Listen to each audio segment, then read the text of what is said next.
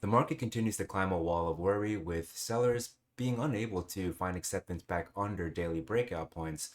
But there is still a lot of supply sitting above the July 2024 high. So is this a bull trap, or will fundamental sellers continue to get burned? My name is Lamont. I've been a full-time trader for 8 years now, part of the Chart Guys team for more than half of that, where I head up our swing report and our futures room. In this video, we'll cover all of that and more, so let's get into it. As we've discussed in the prior videos, the market is just climbing this wall of worry right now, right? And just a quick rundown, if this is your first time hearing about it, if you're new around here, um, it's a concept that's thrown around very often, right? But in order to translate that into technical um, action or whatnot, we want to know, okay, well, what does that mean on the chart, right? And what that should mean on the chart is, again, as we've discussed previously, is that negative headlines should cause knee-jerk selling, right? But there should not be acceptance back under breakout points. Therefore, the sellers should not be able to affirm change off of those headlines, which was the case last week with the sellers breaking back down under this breakout point, right? This daily high over here. This low under here, or this session, these two sessions could not hold under here. And then again this week, we had a break under this new daily breakout point that didn't see acceptance. And that was off of the back of GDP contraction, which I believe hadn't occurred since 2022. So, the technical definition of recession is, there's more to it than this, but the most simplest way to describe it would be two consecutive sessions of GDP decline. So the fact that we had 2 quarters of GDP decline. So the fact that we had 1 quarter of GDP decline, of course, is that's the jab in the 1-2 combination, right? So if we were to have another quarter of decline, then that would be technically, it would be a recession. So you would think that the market would be very concerned with that. But and they were positioned very well to press the issue, because the report came out in the pre-market, and then it led to a little bit of a gap down open, and the sellers did press the issue, but they found pretty much no acceptance, and then we've rallied since then. So that continues to affirm this wall of worry. Now, that being said, additionally, I do think that it's very unreasonable, the amount of tariffs that are right now. It's pretty much just China, right? That where is the biggest question mark right now. What is going to happen with this China deal? And they're very unreasonable, right? The amount that they wanted to do is like 145%. Nobody wants that, So I get the sense that the next shoe that's waiting to drop is a China deal, and just like this decline was essentially pricing in a trade war, and then as all of those tariffs and many of those trade war policies have been rolled back, it kind of seems like there's a pretty good chance here that some kind of deal will be worked out, or we might just have to, drop that whole tariff thing completely, which again is very similar to what happened back in 2016, into like 20, really for the entire, first term. There were a lot of talks of terrorists, and then they all got kicked down the can. Not all, but many of them were they kicked the can down the road, delay, and then during those delays, they would make exceptions, and so in the end, there were very few tariffs that actually went through. So I would not be surprised if that's how things shake out again this time. And again, the way that we're going to continue to monitor that is just to continue evaluating these breakout points. So next week, we still care about 544.28, because there's not really a clear breakout point here, right? Although not really a clear pullback for a higher low into a higher high, we still really care primarily about this. Now, there is still the potential that this is a bit of a bull trap here, right? Because, well, we have made it through to the value area high of this local supply, but this is like 4 months of overhead supply over here. So even if these buyers can overcome the local daily overhead supply, there's still quite a lot of inventory here to work through. So, we'll have to take it one day at a time, and there is still a lot of uncertainty, right? We just don't know how things are going to shake out, and it's been a pretty bumpy ride, let's call it. And so And we're very, very, very early on in this administration. So, things could certainly stay bumpy. And if that, to me, that kind of longer term uncertainty affirms this potential that we'll just see some bigger picture balance, some sideways like this, some sideways like this, some sideways like this, because this was a good amount of range expansion. This is in log, but if you look at it, in linear, then I do believe that it's like I think it's closer to the measured move. Yeah, it's about a measured move in linear. So anyway, that's linear scale. I mean, so that's how I'm looking at things right now. But again, we'll just take it one day at a time. So as I said, this is a very reasonable location for people to be looking for sells, but I'm not terribly interested in sells right now, or at least not in aggressive sells. We can mark up the zones, but I wouldn't take action using them unless we build some daily overhead supply first. I just want to see something like this, right? I want to see supply breakdown, and then there were certainly top fishing plays over here, for example. After we broke down under this low, or rather when we were testing these lows, there were top fishing opportunities here. It was honestly quite challenging. This one was a bit easier, right? This back test of this major low over here. I would like to see some supply to play off of first. I know technically this is supply, but now we also have all of this demand down here.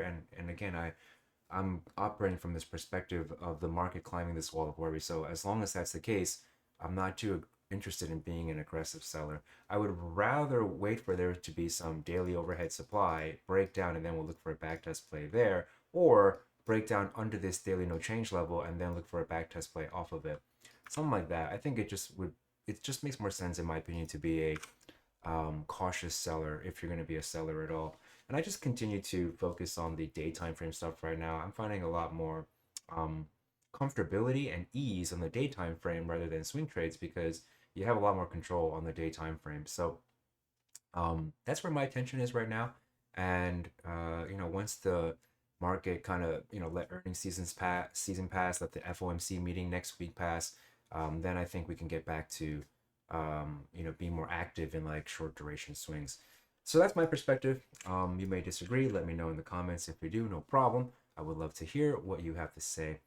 So that's pretty much it. So in the short term, again, we just care primarily about 544.28. I would be very surprised if the buyers next week could hold over 560.76. That would be very, very strong. They probably have to press up higher first, and this is already 9 days. I cannot recall the last time the S&P saw 9 straight days of rally. I don't know. I guess here. I guess back here. Either way, it's been a while, so this is very notable strength. So next week, again, I don't really feel like it would be terribly likely if we were to start retracing right away to hold over 560.76, but that would be the best case scenario relative to this local supply. We want to affirm this as demand, and so we need to hold over 560.76 next week. But as long as we're holding over 544.28, the thesis that the market is climbing the wall of worry will be affirmed. So that's what I'm looking out for. These sellers are, really running out of space here for that potential weekly lower high under 576.41. And again, even if they can overcome, even if the buyers can overcome this resistance, we still have all of this supply up here. So that's really it. I don't think we did any trade zones, right? This was the old one. Again, I don't hate it recycling this, but I would prefer to see a little bit of supply. I don't care to be an aggressive seller, and I definitely don't want to be on like there's not really a market environment where I want to be on the left side of the V. When we were cruising and we were just kind of creating balance breakout, balance breakout, balance breakout, I was much more open to playing on the left side of the V. Excuse me, but with all the headline risk, all the uncertainty these days, I'm a lot more focused on being on the right side of the V. So that's like waiting for one side to show and prove a little bit before just trying to join their momentum. I'm finding it's a lot easier to trade like that in this current market environment. And trading is very much about adapting to the current situation. So anyway, that's how I'm looking at it. Moving on to the Qs here. Similar situation, so it's a little bit of relative weakness relative to the July 2020 compared to SPY because it's SPY is over the July 2024 high, but the QQQ NQ has not quite yet made it there. But relative to the local daily overhead supply, the QQQ actually has a good, a little bit more space over its point of control, 478.68. So next week, what we care primarily about is going to be very similar. This should actually be moved over here now. 465.05. So you can see again the Wednesday session, we saw that bear break back under this breakout point. That was the sellers making an attempt to try to negate this breakout, and they failed quite spectacularly. So next week we'll be looking out for the same thing. This is potentially setting up to be a bit of an inverse head and shoulders here if we do happen to reject from this high. So the key upside reference for next week, we care primarily about 496.30, which is the point of control of this gateway structure into all of this over here, and 505.17. These two structures are pretty much sandwiching that July 2024 high. So this is pretty much the gateway into all of the supply above the July 2024 high, and this is pretty much the gateway into all of the structure under the July 2024 high. So we have very, very clear upside references to assess how well these buyers are progressing next week, and our key downside reference again is just going to be 465.05. I think we set up a buy, right, and it just didn't pull back. It was very healthy retracement. I was anticipating, sellers to try to press the issue here, but clearly they did not. Again, I don't really care to be terribly aggressive on the left side, but I do think that it's reasonable to kind of walk this up here now and just play to, I guess this point of control is a pretty reasonable target, although it is over this resistance here. So I think if we pull back here and these buyers can hold over this daily no change level over here, and they can hold over the low of this supply, I think this is very reasonable. An area to be looking for essentially a potential weekly higher low over this little dinky one over here. So yeah, that's a reasonable setup for next week in my opinion. But again, I would wait for a right side of the V setup. For me, that would be like print a candle here in the trade zone and then look for a session to session setup, right? So if we get a candle in the trade zone above this support, and then the next day we open up over the point of control, that's a day where we can be looking to be buyers with our stops under the no later than the prior session's low, looking for that to be potentially a higher low that's being set. If you're interested in that kind of trading approach, it's more of a day time frame kind of a thing, then check out our community. Links in the description below. We are in there every day doing trades, calling out what we see, and of course doing live trades as well. So check it out if you're interested in trading with a whole bunch of other traders, full-time traders and whatnot. I do think it's very valuable, to externalize your thought process, to workshop with people. It's not just like a technical chat room, right? Where we talk about a lot of, sometimes we talk about ridiculous things. Our Friday huddle, or Thursday huddle went really off the rails about talking about elephant guns and flamethrowers. But there's also a lot of trading stuff that we discussed as well. So anyway, moving on to the IWM here for the rut. A similar situation. So it's showing a lot of relative weakness, right? Because it's not even at the point of control of this daily overhead supply yet, up at 205.46, which makes it the key upside reference going into next week. These buyers need to flip the 205.46 in order to affirm this as demand. Affirming this as demand really would still just mean that we're still chopping around within this area over here. So it wouldn't be that meaningful, to be completely honest with you. I would not be surprised if the rut just chopped around like this, bigger picture for a lengthy period of time, because a lot of these names are they're debt heavy. So why were we playing for buys last year? We were, the reason why I built that IWM position through day trading RTY last year, which I talked about a lot, was because I was not expecting what this administration is doing, but also we were anticipating more rate cuts this year, which it doesn't seem to be the case. There's like, I think it's there's like next to no chance for a rate cut at the next FOMC meeting next Wednesday. So that just that for me, that kind of just like killed that thesis. And so if we're going to continue to not see a rate cut environment, then we will probably see further balance within all of this hot mess here.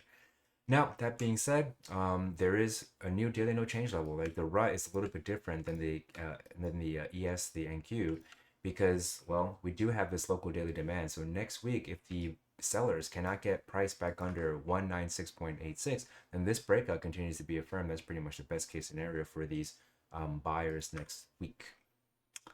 Okay, moving on here to the Dow. All right, so for the Dow, okay, so we are approaching the value area low of this key daily overhead supply. So next week, these buyers should be trying to make their way back up to 4.417.18, and this breakout technically being affirmed as long as we're holding over 403.75. So the Dow actually has a decent amount of space to work with over here. And again, next week is also FOMC week, so it's like not really a great time to be initiating any trades anyway. So, I think it's very reasonable to be pumping your brakes right now, let earnings seasons pass, let FOMC pass, and then put your swing trade hat back on. And in the meantime, I would just stick to daytime frame operations.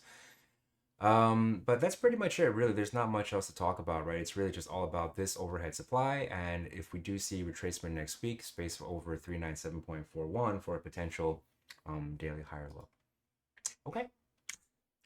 The dollar is trying to recover here, right? So just like this was essentially a look above and fail, this big old range here, and then we came to test the other side. If we look below and fail over here, then it's very reasonable for these buyers to try to test the other side as well.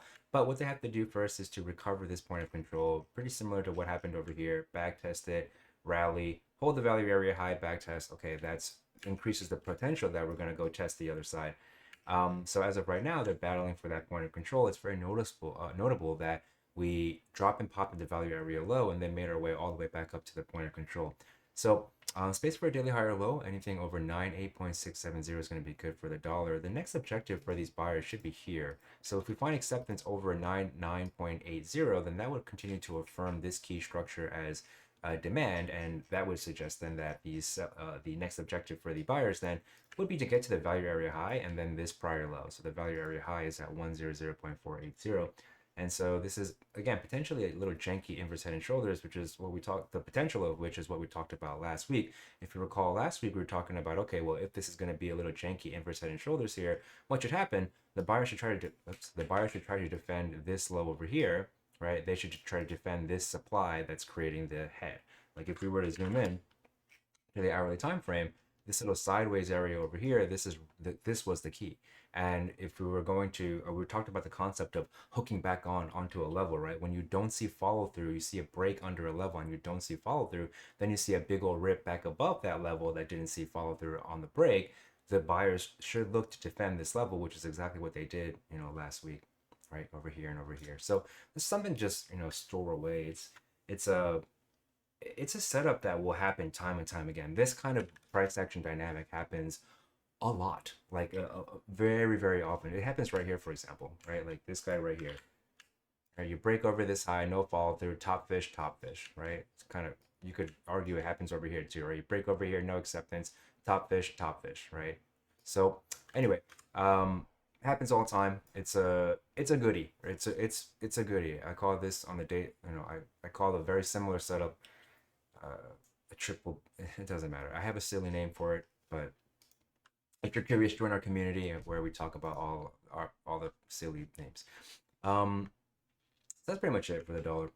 And moving on to NVDA here. So again, NVDA, I would not be surprised if we consolidate for a long time, right? Just like this, a lot of sideways trade here, lots of sideways trade here. I would not be surprised if we're looking at something like this. Again, I'm very biased for NVDA, right? I just don't see how they kind of have a monopoly, really, right? I don't really see how they can be disrupted unless it's with new technology. That might be why there's so much hype with quantum, but I really feel like the quantum hype is kind of unfounded. Like, I don't know, I don't know, it seems, not that it's vaporware, but as of right now, there's just not much to it. So I'm quite surprised at how well these quantum names have held up. But we shall see. Anyway, for NVDA, at this point now, if you're still managing this position, which I don't see why you wouldn't, you can walk it up at this point, right? I think your stop over here is still fine if you've already taken off your partial profits, because we don't really have a very clear area of demand. This is like a little rinky-dink area of 4-day demand. So if you're really feeling like protective, you want to prioritize walking away with something, I do think it's reasonable to walk your stop up here. I'm talking about any trades that you initiate in here. I do think it's reasonable to walk your stop up to here, but I think we should be open to the potential that price rotates to the high of this range because again, I'm thinking bigger picture. We're probably just balancing here. So I think be patient, honestly, with your stop and just see how that goes because it's not like you're carrying any risk on it anymore. Probably. It's just a quarterly higher low trying to be set here. Space for daily higher low, anything over 104.08 will be good for one. And that's pretty much it. So Bitcoin should be stopped out of that sell. I removed it during one of our live streams, and there's so many drawings. I'm struggling to find it, but should be stopped out of that sell. It did work okay, and at this point now, this buy should be relatively easy to manage as well. And because we have created a new area of demand over here, any runners from initiations down here, you can walk it up under the lows of this local demand zone, but I wouldn't fault you if you wanted to use a stop under this breakout point 88804.64 either, because really there's not meaningful change until these sellers can get back under here. Like this is a rinky-dink little bit of daily demand, but this is a lot more demand for us to be mindful of. And Bitcoin is really just setting a monthly higher low here. So I think if you've already taken profits, don't choke the trade if you're trying to play for that monthly higher low. If you're a shorter term swing trader, a few days, few weeks or whatever, okay, then it's much more reasonable to walk up your stop a little bit more tighter to here or to over here. Okay. All right. So daily trend is bullish. Higher low is at 92911.88. This is a super key test of this major point of control here. This is the next area of supply. And then beyond this, there's just this guy. So very, very notable test here for Bitcoin. If they can clear this structure, then there's really just this all-time high structure left in the way. So Bitcoin buyers look really great right now. All right. Lots of space for a weekly higher low now. Anything over 74420.69 will be good for one. I'll probably look to play that, honestly. That looks like a pretty solid setup here because if this monthly higher low, if we're going to have a lot of confidence in it being set, we want to see a weekly higher low and higher high as well. For me, I want to see this weekly demand zone hold and then obviously break over the all-time high supply. That would give us a lot of confidence that the monthly higher low is secure, at least in the intermediate term. Ethereum, I still think this is a reasonable sell. It's showing you a lot of relative weakness. There's a ton of overhead supply. Like Bitcoin looks so much better than Ethereum right now. So I really think this is a matter of like, assets like Sol USD eating their lunch a little bit here. So if you're a seller, if you're like very net long in your holdings or whatever, and you're interested in a sell, which I have been taking pot shots at sells, they have not gone terribly well. But if that's if that's your where you're at as well, you're looking for somewhere for a little bit of sell exposure, I do think Ethereum is a reasonable one to be looking for that. So I wouldn't really touch this. This still just makes a lot of sense in my opinion. Tons of supply over here. This is essentially a gateway structure into all of this. And these buyers don't really prove much without getting back over here. They don't negate this breakdown from March 9th without getting back over 2045.61 at a bare minimum to flip this guy into demand because this fellow was supportive over here, over here, over here, over here. And then, of course, now it has flipped into being resistant. So that's pretty much it. And then finally for uranium, all right, so for URA, I do think this is a reasonable setup. Like we can move this up to like something over here. I could have swore we had one higher. I think it got stopped, right? Anyway, I think something like this would be pretty reasonable for URA next week. Pullback play, look to hold this guy, look to hold over here, look to hold over here, and essentially play for a weekly higher low at this point. There's a lot of space for it.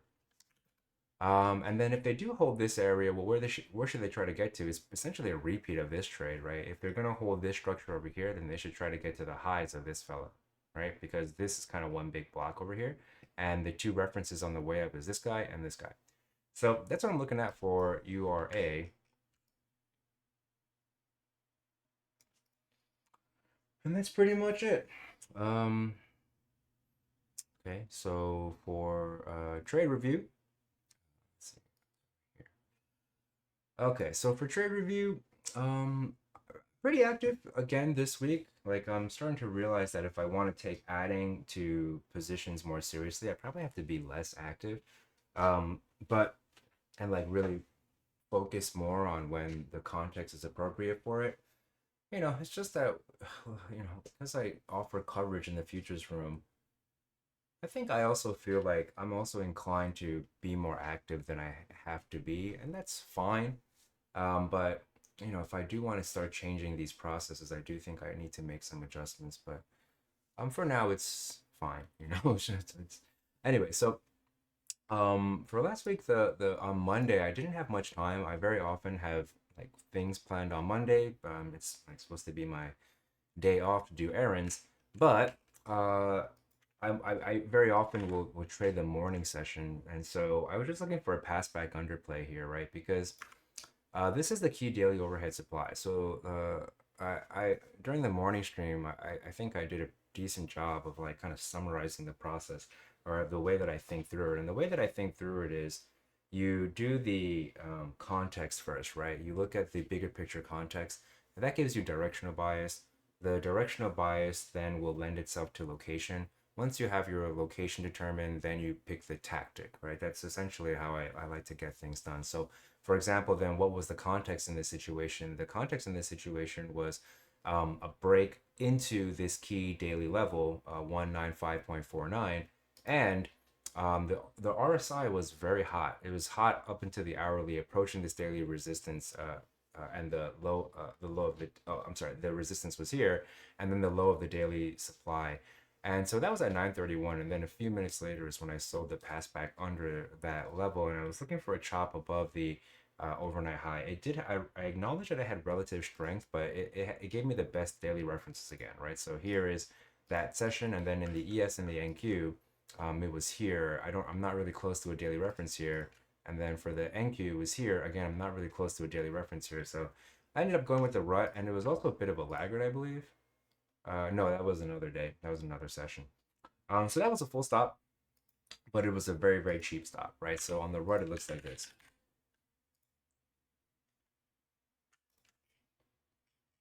Let's see, Monday here.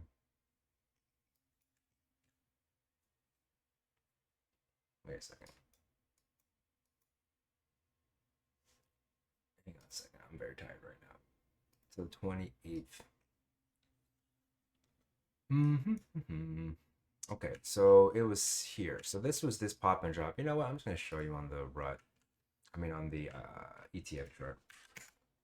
And we can just use this guy here. So that was over here. I just sold this path back under. And why did I stop?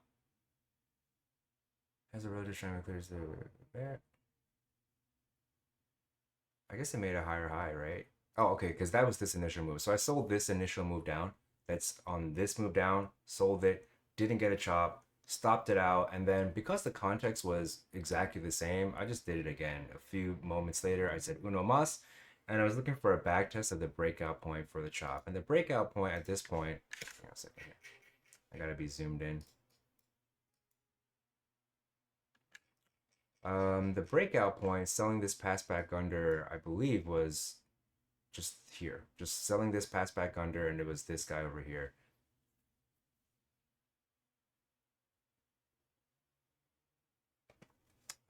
Let me see this.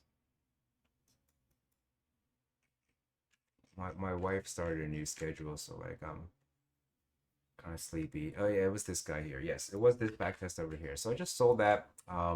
Another pass back. It was like somewhere over here. Stop was over this fella. Chop it up.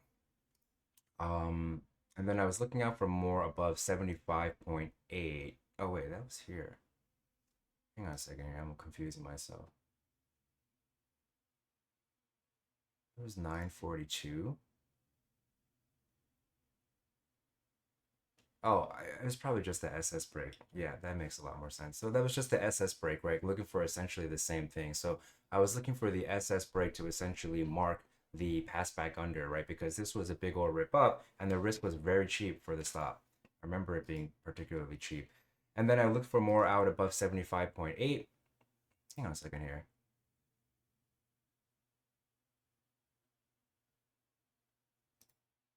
So the breakout point. I must have just been here. Yeah, it must have been the SS, chop, chop, and then And then I noted that I failed to do the pair trade. I think the pair trade is something that I was talking about in the morning rundown. But whatever, that's just an error. And I was out more, 75.8, and then I was looking for a regular trading hours high for the last chop, and that was just over here. So I was looking for a chop at the prior session over here. And got that exit later in the session. At this point, I think I was already out the door. And yeah, so got that chop at the regular trading hours high, and then I took it all off at the point of control, which I think, you know, was what was pretty much, it wasn't the low or anything, but that was a really, I think, a very good location for the exit because if you look at it from here, it was practically the low of the day. Yeah, it was over here. It's practically the low of the day, so very pleased with that. The primary talking, I think what stands out to me the most on this session was playing to the targets, short-term mindset. But I think the biggest thing was that the context was still the same. Like firing off again when the context is still the same is something that I think takes some practice, but I think is really worth it, particularly when the risk is really inexpensive, right? So those pass back underplays, at least this one was dirt cheap. I know this one was dirt cheap. This one was over here here. That was dirt cheap, right? That was like on the right, translated to this, like a couple points. And then this SS break was even cheaper. So, um, yeah, I think, as long as the daily context remains the same, everything was still the same. The RSI was still very hot and we were still testing that daily supply. So that was it. That was the key takeaway for me for that trade at least. And that was it. Even when I'm out and about doing stuff, I had to go to take my mom to the social security office. Even if I'm out, if I'm in a waiting room, I will still post to the room, and that's why it's like a little phone picture or whatever. Okay, and then moving on to Tuesday. Tuesday was just a couple of chop and stops, so they can't all be winners. It was a flat day. I just made two attempts, chop and stops. I didn't really find that there was much to talk about, so I didn't really include it. I don't really want to make these terribly long, because I know last week was quite long. Um, and then for when this all should all be Wednesday. Apologies, I'm not feeling so great right now. I haven't felt so good for a lot of the week. Waking up early as my wife starts a new job, and yeah, so please bear with me here. All right, so on Wednesday, then I was saying, okay, well, here, this should be above. Yeah. So here's that 909. We're talking about the pre-market, or I'm talking about the pre-market. And the idea was that, okay, well, the overnight inventory was 100% net short because of um, the in part due to the GDP reaction, right? So that was the morning when the GDP report came out and it showed contraction. And so on that day, it looked like this.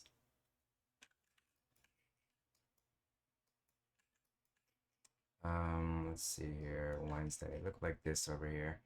And so, no, it's over here. Yeah, it's over here. So because the overnight inventory was 100% net short, so what should happen is you should get some corrective activity. And you can't see it over here. It's over here.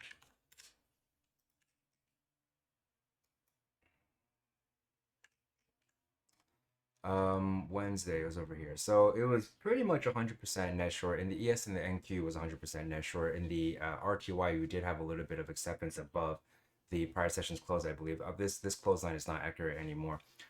So typically what should happen when the overnight session is 100% net long, you should see 100% net one way or the other, meaning that most the inventory is either above the prior session's close or below. So if it's 100% net long, basically if the overnight session completely agrees on one thing, when the open comes out, there should be some corrective activity of it because that's just how it goes. The overnight session is not high confidence. So typically, when they all agree on something, there's a pretty high probability that there's some correction. And even if there isn't some correction, that is also good information because if they don't get corrected, that's going to let us know that the sellers are strong. So because there was very little corrective activity in the very little corrective activity, I said really none. I was okay with getting kind of scalpy here and just kind of joining the momentum. So I just sold the new 1 minute low for the rut as a bit of a laggard, because at this point, if we just put them all side by side, on this day, on Wednesday, oops,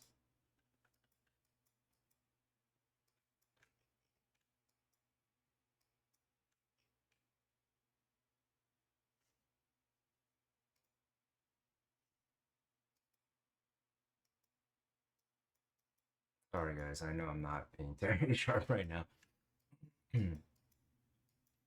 All right, so on Wednesday here,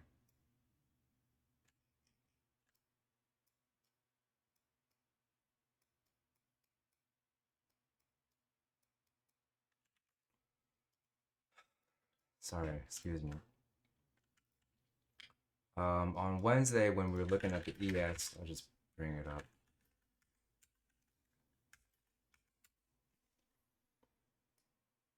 On Wednesday, this is what the ES looked like here.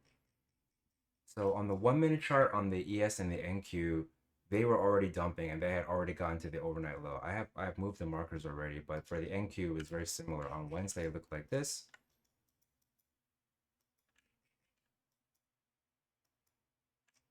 So they were dumping much harder, and so the rut was a little bit of a lagger. They both ran down to the overnight low, so the rut was a little bit behind. And so I figured, okay, let me just join the RTY sellers because there was no corrective activity. So I just sold a new low. So this new 1 minute low, again, it was pretty low risk. 6 points, it's still pretty low risk in my opinion. And so I was looking to play to the ONL because the NQ and the ES had already gotten there. So look to the ONL, chop the ONL, and then I just ended up walking it down. Excuse me. Hang on a second.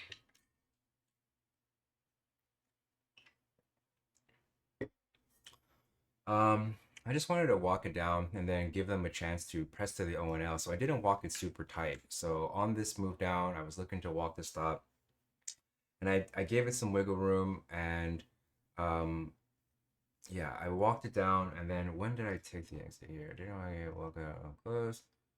Walked above the 936, and then I'll bail. Okay, I was planning to get to the daily point of control. So I was trying to sell down to here.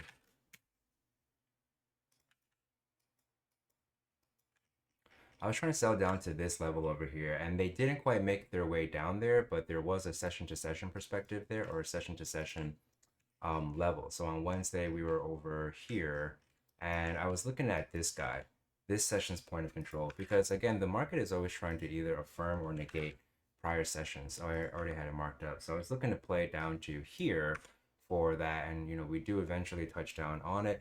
And I think I made one more play for a lower high as well.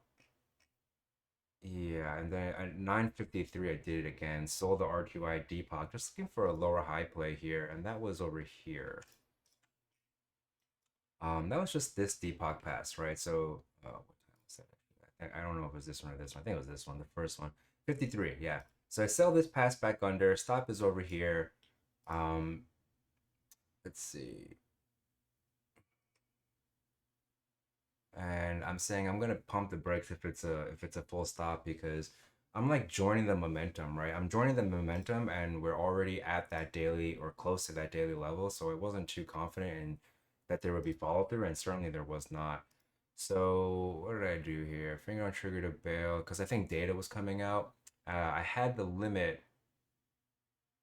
The new low should be smashy to that prior low test. So that was just should be smashy to here. If I was saying we were printing sideways here, if we take these three candles out, it should be pretty smashy to this low.